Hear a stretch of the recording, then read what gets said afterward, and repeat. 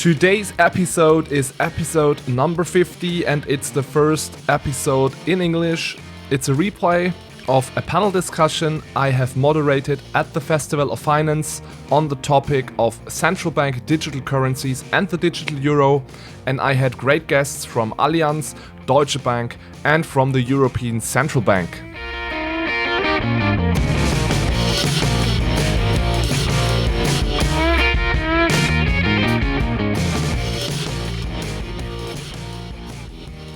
Hello and welcome to our panel on central bank digital currencies at the Festival of Finance. My name is Alexander Bechtel. I'm responsible for digital currencies and blockchain at the Corporate Bank of Deutsche Bank. And I'm delighted that we are able to have this panel today, first on a very timely topic, central bank digital currencies, and then secondly with an exciting and interesting round of panelists. And since we only have 30 minutes for our discussion today, I won't waste any time and jump right in by presenting our amazing panelists. So first we have Robert Crozier. Bob is leading the strategy department and scaled operationalization of blockchain and DLT at Allianz Group. In addition, Bob is chief architect of customer platforms, and he has a background in financial modeling and actuarial engineering. He brings with him over 20 years of expertise in the global insurance industry. Second, we have Marion Laboure. Marion is covering payments, digital currencies, and fintech at Deutsche Bank Research. She also lectures in finance and economics at Harvard University. And previously, Marion has worked as an economist at the Luxembourg Central Bank, the European Commission, and she was also a fellow researcher at the IMF. And last but by no means least, we have Ignacio Terol. Ignacio has been working at the ECB for 20 years in the area of central bank money and payments. And currently he is leading the innovation team. And in this role, Ignacio has played a very crucial role in compiling the first ECB report on the digital euro that has been published last Friday. And this report will definitely be a topic of today's panel. And I would also like to start by borrowing from this ECB report to briefly introduce today's topic. So what is a central bank digital currency? And the ECB report states, and I quote, "The digital euro is a liability of the euro system recorded in digital form as a complement to cash and central bank deposits," end quote. So in other words, a CBDC is a new form of central bank money, which exists next to the two already existing forms of central bank money, namely cash and central bank reserves. And a CBDC kind of tries to combine the advantages of cash and central bank reserves. So on the one hand, we have reserves, which are digital already, but only available to banks.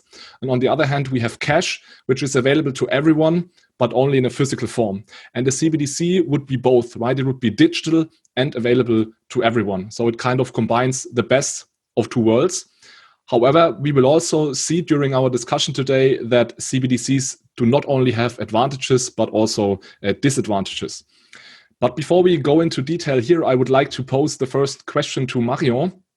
Marion, could you maybe briefly give us an overview of CBDC projects around the world? So who is working on CBDC, and is it really a relevant topic, or is it only me living in a bubble since I'm dealing with these topics day in, day out? Thank you very much, Alexander, and welcome to everyone. So first, let me say that digital currency, it's not new. And the concept has started around 30 years ago when DigiCash created the first worldwide virtual currency. Bitcoin, of course, was the most famous cryptocurrency.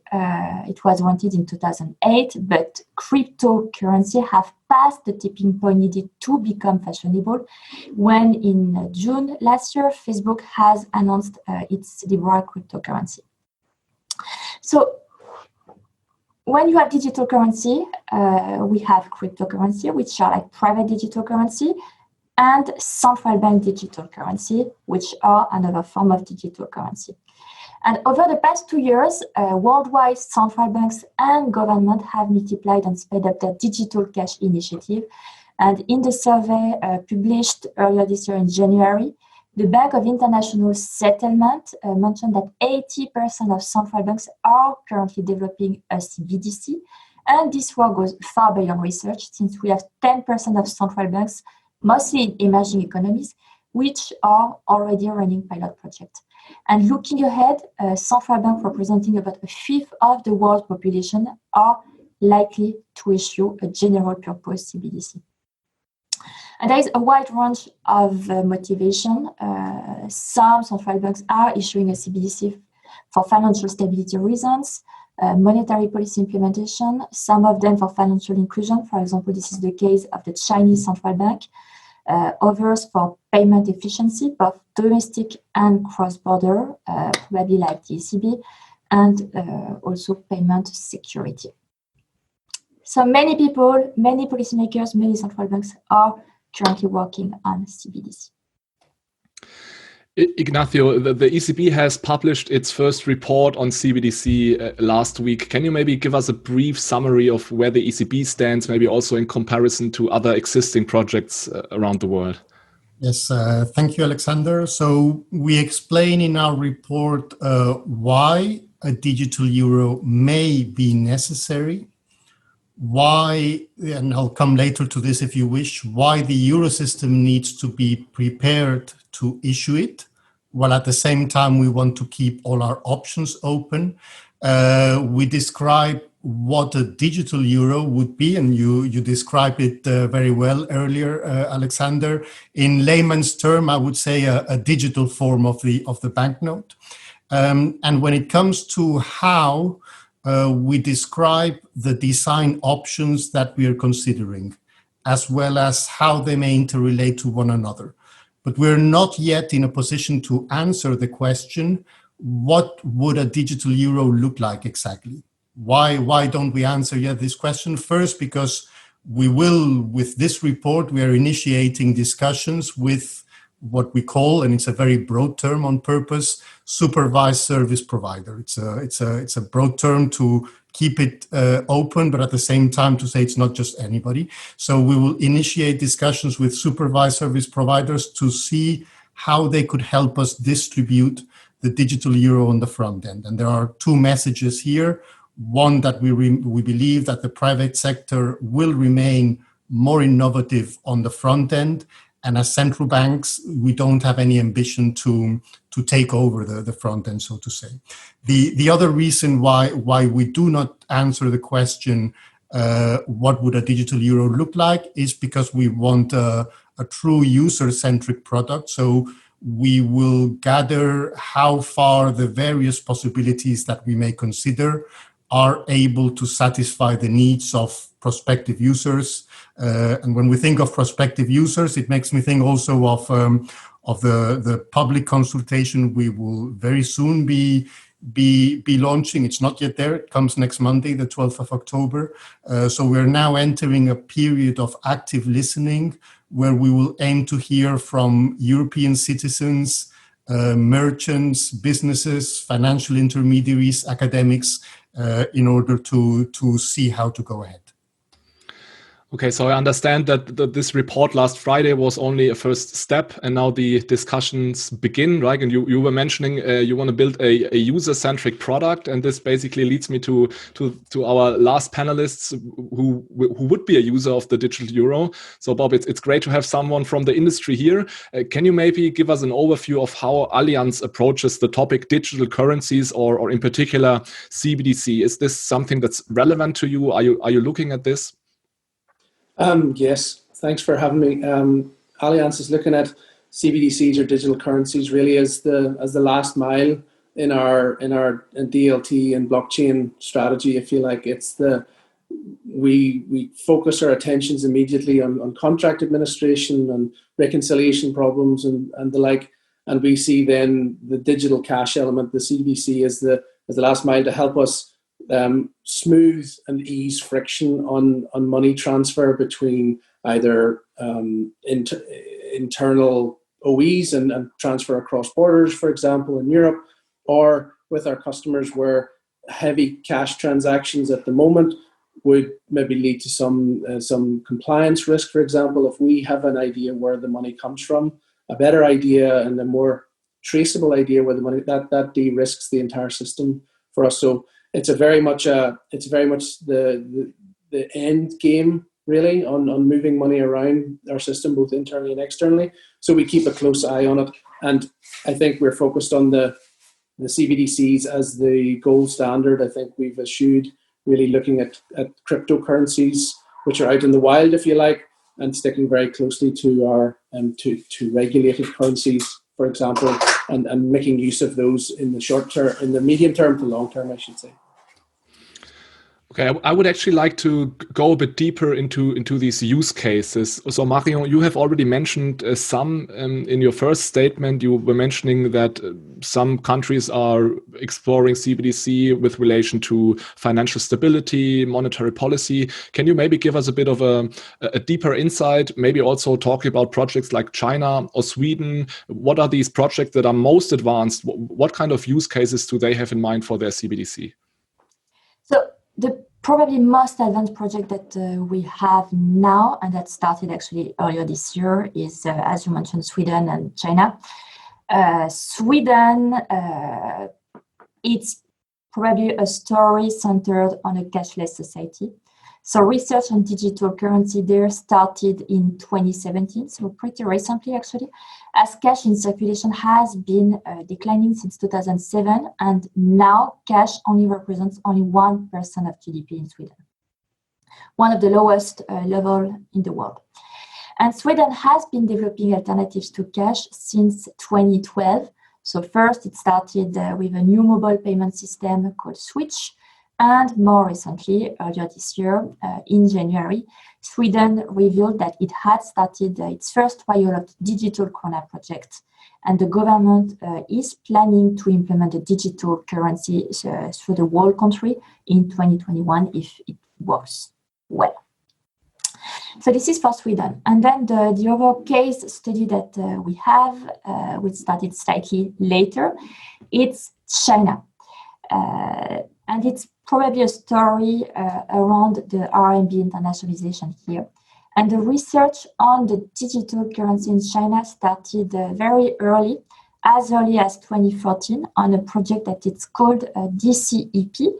DC like digital currency and EP like electronic payment. And the main purpose of the Chinese digital currency is to replace paper money, but also to improve financial inclusion, which is another step, obviously, in the development of China's digital economy. So we were expecting the pilot from China to start actually later in 2020, but probably with the US-China trade war and Facebook announcement, it has sped up Chinese plan to launch its CBDC, and it started in April. So in April, China began testing the eRMB for payment in few major cities, and the government is expected to expand pilot program at the venue for the 2022 Beijing Winter Olympics again. And what we think, it's like since there are more than 600 million users, Chinese users, using on a daily basis WeChat and Alipay, this is very likely to see rapid and widespread acceptance. And obviously, since in China, I mean, it's one of the biggest countries in the world, with more than 1.4 billion inhabitants, China has definitely the potential to advance digital currency into the mainstream. And probably one last point on regulatory perspective, the emergence of the eRMB also means that every financial transactions would be visible to and traceable by government authorities. Okay, I have a follow-up question for Bob related to this. Bob, maybe two questions even. So the first one would be, can you maybe elaborate a little bit on the need Allianz has for a digital euro? So what kind of things could you do with a digital euro which cannot be done today? And then as a follow-up question, would you also maybe end up using, because Marion has just mentioned it, a Chinese digital currency, for instance, for your business? I think on the use case, just answer the second question first. If that is the direction of travel in China, and of course we have exposure and operations in China in Allianz Assistance and Allianz Partners and so on. If that is a payment mechanism in China, then of course we need to pay attention to that as a payment service provider and how we would do that. So I think just merely on the essential format of doing business with customers, if they're paying with eCash and digital currency, then we of course that. I think that's a given. As for other use cases that we could foresee, you could imagine in a scenario where we have a claim from a customer and we validate that claim and we're using other blockchain initiatives to settle that really quickly. You could see a future where we would deliver, let's say, a programmable claim payout to say, here we want you to, if you're going to rebuild your factory, or if you're going to rebuild a shop, for example, we want you to use these accredited and approved approved trade associations or construction companies and so on, to ensure high quality is built in. So really building in the sense that I'm agreeing with Marion, like the digital currency gives the central bank a high degree of control of where the money goes and what transactions it's used for. So I think that degree of control then allows us to program payouts, for example, in a future state where you could say, we'll reinsure you, but only if you use these quality assured builders and so on and so on. So that programmable element combined with the degree of control from the central bank means that we would be paying money to KYC'd individuals. It helps, I think, the regulator and the supervisory bodies of countries to ensure that money flowing around the system is flowing to people who are legitimate. I think it can reduce the amount of shadow economy, black market economy where cash currency goes, because I think, as I referred to as a use case around some markets, there's broker markets, they take cash from their customers, and then in certain industries we take the money from a broker. But if we know where the cash comes from, we can reduce compliance risk. So in a future where we have digital identity connected to digital wallets, so where you can trace up the pyramid to the central bank, and then likewise down from the central bank to KYC'd and AML'd anti-money laundering individuals, then I think that de-risks the entire system for both us as customers and our financial exposure and our compliance exposure to risks, as well as that for the supervisory bodies controlling the financial services industries and transactions in real time, that they can see anti-patterns, risks emerging in real time. So it really combines with this real-time auditing, real-time supervision, real-time control, and also then and all for the end customer, to give them a quicker payout, quicker access to funds, and ability to control any losses that happen. So I think there's a real future there when you combine digital cash with the other real-time structures that we're building that will give us a real way to serve customers better and secure their futures even better. Yeah.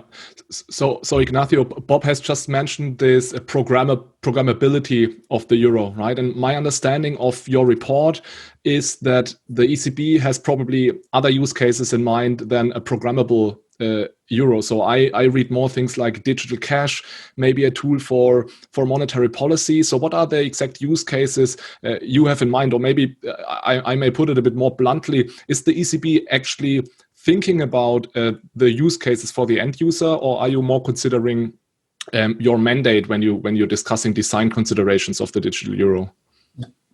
Thank you, Alexander. So thinking about the use cases for the end user, if I take an end user perspective, I would say we want to offer all those cases where an end user can use banknotes today already, but instead in a digital form, plus those cases in which payer and payee cannot use banknotes because they are not in direct physical contact, so e-commerce typically.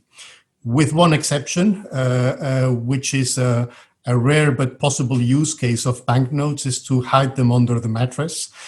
So it is not our intention to facilitate this use case of this infrequent use case of banknotes with our design. So referring to what Marion was mentioning earlier as a list of objectives, I would say the primary aim of a digital euro is to be an attractive means of payment for retail use, with also monetary sovereignty considerations, with financial inclusion considerations, and with resilience considerations, if you think of COVID-19.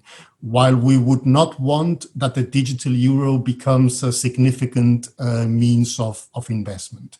On your question on programmable money, it is, you will find a reference in the report opening this possibility. So it's not by any means anything that we have discarded at this stage. We want to, precisely because we want to have this combination of an efficient means of exchange without requiring a very high stock of value.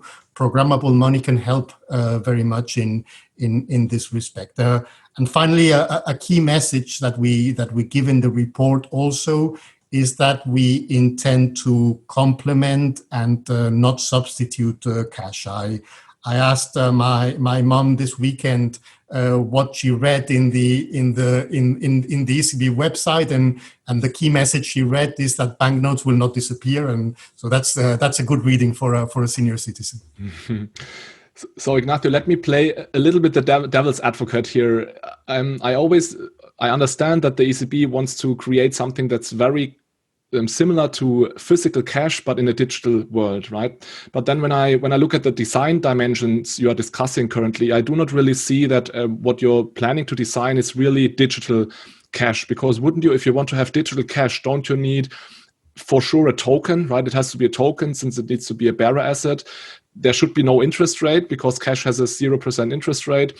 And probably you also need some kind of anonymity. And in your report, you're mentioning that it might not be possible to create something that is anonymous. So can you maybe comment on that again? Is it really cash, digital cash that you are creating there? Mm-hmm. So we're considering all the options at this stage. So we are considering the possibility of central bank money as tokens in a decentralized layer, as to be in particular used offline, as well as the possibility to central bank money accounts to be used in particular online. Perhaps one important point is to signal that we do give a lot of importance to privacy. After all, we are the institution providing banknotes, and the fact that citizens have privacy in how they pay is an important element of how a society is configured and the European values that we want to bring in it. So if anyone reads The Handmaid's Tale from Margaret Atwood, you can see the risks of a digital world with no privacy at all. So as a public institution, we do believe that there is a need to maintain the possibility, but this privacy indeed is one of the elements that we have to bring into the design and balance it with the need to, in any case, respect regulation, anti-money laundering, CFT. So these are the aspects, the possible trade-offs, which we signal in the report. We're not taking a strong position in a design, but showing the need to balance all these trade-offs. So since this is a payment and banking conference, we need to address the question how a CBDC might affect the banking sector. So maybe, Marion, this question goes to you. Which role will banks play after a CBDC has been introduced? So what are potential threats or challenges that might arise for the banking sector? Good and timely questions. So quick answer is it depends, and it depends mainly probably on two different things. First, it's the setup that we call the architecture, and the second one, the level of interest rate. So first, in terms of design decision, it will definitely shape currency platform architectures. And the question is whether consumers will have a direct claim on the central bank or an indirect claim via payment intermediaries. And most of central banks are actually considering a few different options. First one, it's what we call a direct CBDC. So it's a permanent system operated by the central bank and which offers the retail services. Second one, it's what we call hybrid or intermediated CBDC. It's kind of similar. And in this case, an intermediate solution, it's going to run on two different engines. And intermediaries are going to handle retail payment, but the CBDC still remains a direct claim on the central bank. And the third one, it's what we are calling indirect or synthetic CBDC. So it's a payment system which is operated by intermediaries that resemble narrow payment banks.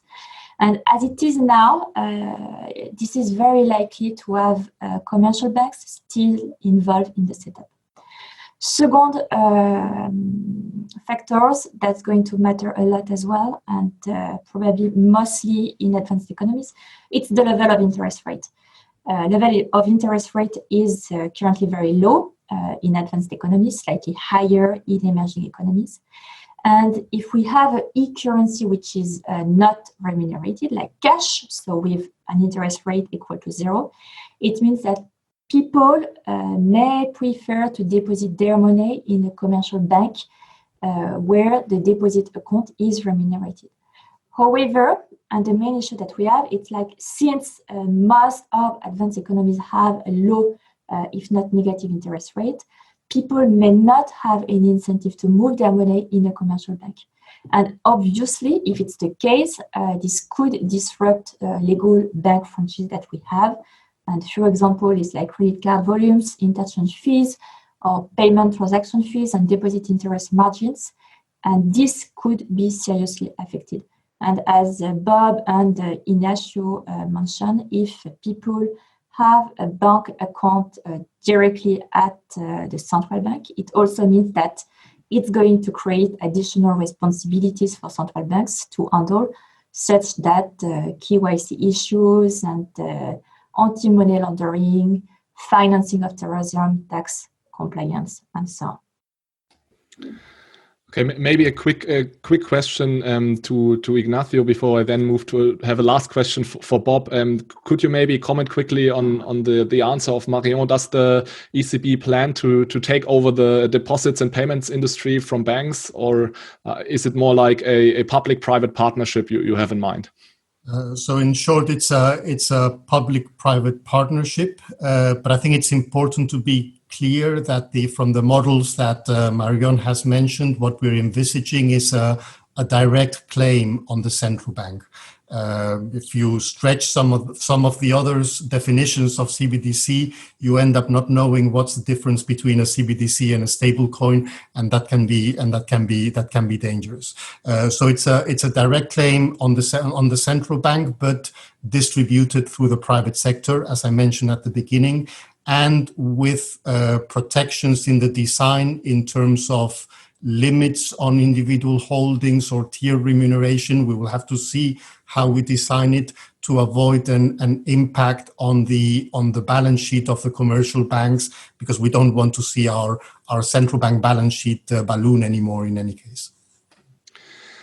Okay, time is running, unfortunately, but Bob, I'm really interested in your opinion on the following question. The ECB has not decided yet whether a CBDC or the digital euro should run on a DLT or a blockchain or not. So what's your take on that, and what would be maybe the advantages of having this digital euro running on a blockchain?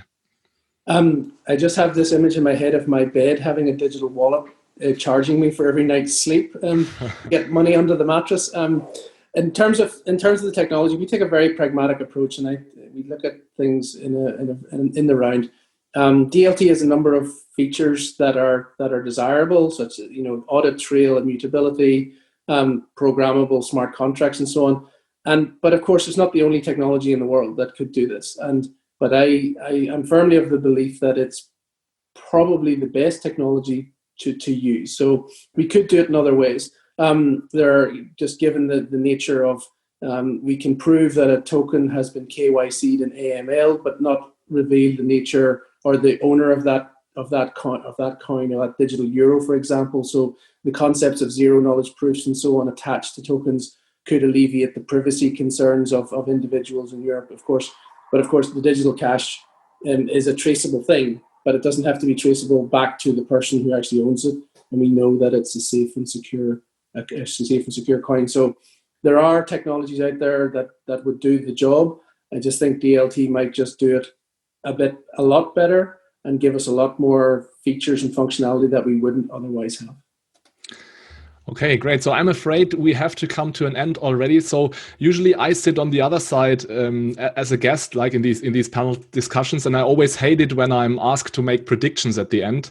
But since I'm a moderator now, I will truly enjoy asking you about a prediction. So let's make this really brief, because we already had some questions concerning, when will a central bank digital currency arrive? So maybe just in one sentence from each of you, let's maybe start with Bob right away. When do you think, first, do you think we will have a central bank digital currency in the future? And if yes, how many years will it take until we have it? Yes, I do believe we will have. I think the private sector will force the central banks to do so. And I think we would be ready for using it in large scale in 3 to 5 years, I suspect. Great. Marion, what do you think? I fully share what Bob just mentioned. COVID-19 has definitely sped up research and pilot project, and I wouldn't be surprised if we are seeing CBDC in advanced economies in 3 to 5 years. Ignacio, does this sound reasonable to you, 3 to 5 years? I would say, allow me to take the institutional response. We will prepare and we will keep all our options open. I cannot say more than that. Okay, fair enough. So I have nothing to add to these predictions. Thank you first to the panelists for contributing to this interesting discussion. Thank you also to the audience for watching and for asking questions. CBDC and digital currencies will for sure not disappear anymore, so this topic will accompany us for many more years. It will likely disrupt banking and payments. This might be frightening at first, but I believe it also creates exciting and new opportunities for new players, but also for existing players. So I'm really looking forward to having more of these discussions in the future. And until then, I would say stay tuned and enjoy the rest of the program at the Festival of Finance. So thank you again and bye-bye. Thank you. Bye.